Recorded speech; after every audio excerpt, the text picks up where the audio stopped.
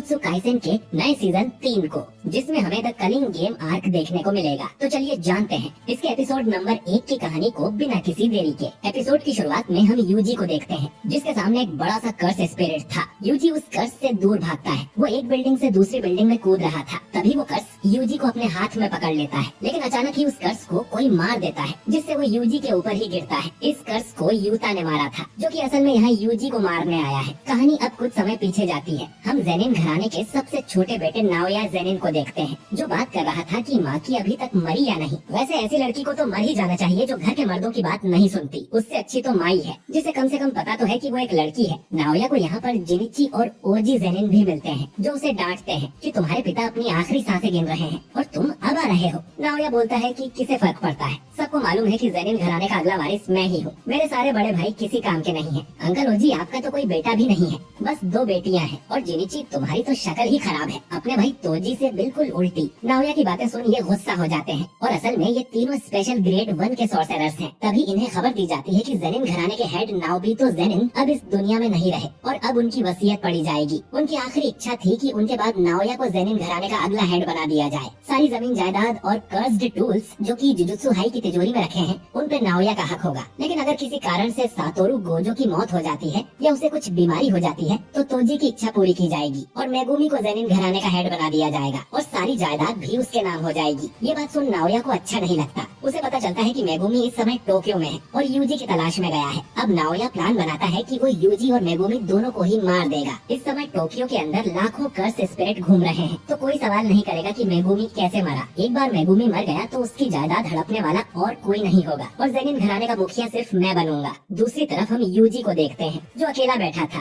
चोजो उसके पास आके पूछता है कि अब उसके घाव कैसे हैं। यूजी बोलता है कि अब वो ठीक है, शायद सुकुना की वजह से, और वो उसकी पावर बढ़ते हुए भी महसूस कर सकता है। वो यूजी से वापस जुजुत्सु हाई चले जाने को बोलता है। यूजी कहता है कि वो नहीं जा सकता, क्योंकि सुकुना मेगुमी के खिलाफ कोई खिचड़ी पका रहा है और मेरे हाथों ना जाने कितने मासूम मारे गए हैं। मैं अब किसी के पास नहीं जा सकता। मैंने तो तुम्हारे भाइयों को भी मारा था चोजो। चोजो कहता है कि वो एक गलत फहमी थी, वो दोनों भी तुम्हें माफ कर देते, क्योंकि हम भाई हैं और यही बात सबसे ज्यादा मायने रखती है। यूजी कहता है कि चलो अभी तो हमें यहाँ से कर्स स्पिरिट्स को खत्म करना है। इसके बाद यूजी शहर में भागता रहता है, जिससे कई सारे कर्स उसके पीछे पड़ जाते हैं। कुछ स्पिरिट्स को तो वो एक मुक्के में ही मार देता है। वो अपने पीछे कई सारे कर्सेस को भगाते हुए अंडरग्राउंड ब्रिज में ले आता है, जिसकी दूसरी साइड चोजो खड़ा था। वो अपने पियर्सिंग ब्लड टेक्निक से एक शॉट में ही उन सबको मार देता है। एक कर्स चोजो के पीछे आता है तो यूजी उसे मुक्का मार के खत्म कर देता है। चोजो मन में सोचता है कि जब तुम मुझसे लड़े थे तब भी बहुत पावरफुल थे, लेकिन अब तुमने अपनी कर्स्ड एनर्जी को कंट्रोल करना सीख लिया है। तुम पूरी तरह से ठीक नहीं हुए, फिर भी तुम एक डीमन गॉड हो। मेरे छोटे भाई से मैंने यही उम्मीद की थी। वो यूजी को उसके फादर के बारे में कुछ बताने वाला था, लेकिन तभी यहाँ पर नाओया आ जाता है और पूछता है कि मेगुमी कहाँ है, वो अब तक नहीं आया क्या,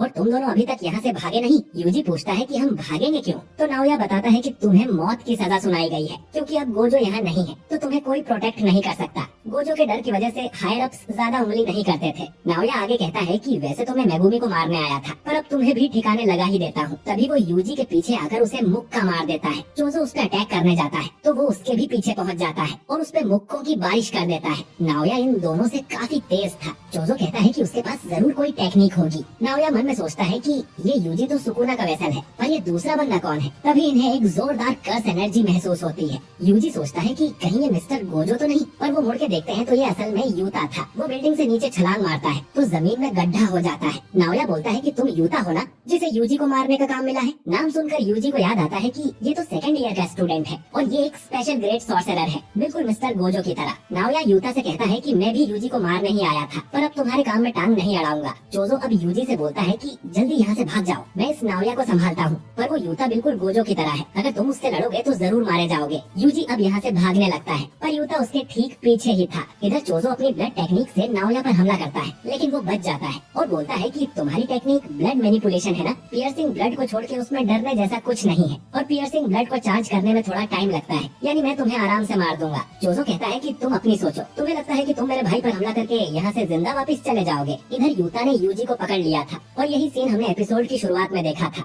जहाँ वो कर्स से नहीं बल्कि यूता से बच के भाग रहा था। यूजी और यूता में फाइट होने लगती है और यूजी उसके सामने कमजोर पड़ रहा था। यूता दिखने में भले ही कमजोर है, लेकिन उसकी कर्स एनर्जी बहुत ही ज्यादा है। ये असल में यूजी का बिल्कुल अपोजिट है, जो वैसे तो बहुत स्ट्रॉन्ग है लेकिन उसमें इतनी कर्स एनर्जी नहीं है। यूता बोलता है कि मेरे अंदर गोजो सेंसे से भी ज्यादा कर्स एनर्जी है, लेकिन गोजो के पास 6 आईज है, तो जब भी वो कोई टेक्निक इस्तेमाल करते हैं उनकी एनर्जी बिल्कुल खत्म नहीं होती, इसीलिए वो नंबर 1 है। मेरी कर्स एनर्जी खत्म हो सकती है लेकिन उनकी कभी नहीं। यूता अब फिर से यूजी पर हमला कर देता है। क्योंकि यूता की कर्स एनर्जी इतनी ज्यादा है तो यूजी समझ ही नहीं पा रहा था कि वो कब कौन सा अटैक करेगा। उसका हर अटैक जानलेवा हो सकता है और यूता पर किसी हमले का कोई असर भी नहीं होगा। लेकिन यूजी भी इतनी जल्दी हार मानने को तैयार नहीं था। अब यूजी भी एक चाकू उठा लेता है। गोजो ने उसे बताया था कि कुछ सॉर्सरर्स हथियार का इस्तेमाल भी करते हैं, लेकिन उसके लिए भी एनर्जी कंट्रोल करना आना चाहिए। यूजी अब अपने चाकू को आगे करके यूता की कटाना रोक लेता है, पर यूता बोलता है कि तुम कटाना पर कुछ ज्यादा ही ध्यान दे रहे हो और उसे एक जोरदार मुक्का मार देता है। यूजी अब लात मार के उसकी कटाना तोड़ देता है, जो देख यूता हैरान था। आखिर यूजी भी गोजो सेंसे का स्टूडेंट है। यूजी अब सोचता है कि बिना हथियार के वो यूता से ठीक से लड़ पाएगा और वो यूता पर अटैक करने भागने लगता है, लेकिन तभी पीछे से एक बड़ा सा कर्स आके उसे पकड़ लेता है। ये असल में रीका थी। यूजी को समझ नहीं आता कि ये रीका कहाँ से आ गई। उसने यूजी को ऐसे पकड़ा था कि वो हिल भी नहीं पा रहा था। यूता अब अपनी टूटी तलवार लेके ही आगे बढ़ता है और उसे यूजी के सीने में घुसा देता है और बोलता है कि मुझे माफ कर देना यूजी इतादोरी, और यूजी की मौत हो जाती है और ये एपिसोड भी यहीं पर एंड हो जाता है।